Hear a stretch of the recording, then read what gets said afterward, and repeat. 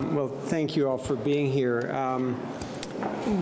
This morning, we opened the High Commissioner for Human Rights and John Ruggie opened the first Human Rights and Business Summit of the UN. This follows on the work of John Ruggie over the last half dozen years, and now a working group on business and human rights. There were 700 or 800 people there, and it really is a turning point, I think, in this discussion.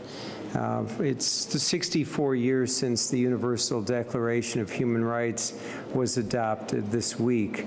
And when the framers, Eleanor Roosevelt and others, created the Universal Declaration, it was very much a world where everybody was focused on states.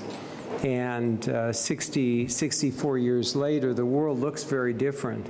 And one of the differences is the enormous growth of private companies, multinational companies and others, and the need to create rules of the road for how governments, companies, and civil society interact with respect to issues of human rights. And what John Ruggie has done as the special representative of the Secretary General was to create a broad framework or common platform for the discussion that talked about government's duty to protect human rights, companies' responsibility to respect, and the need for victims to have a remedy. That's really the starting point for a discussion. It provides a framework and a justification for action. What we're doing here today is to really put meat on the bones and for companies, for governments, for civil society to think about the next steps. How do we make this real, and how do we affect real people's lives? These are issues of the day.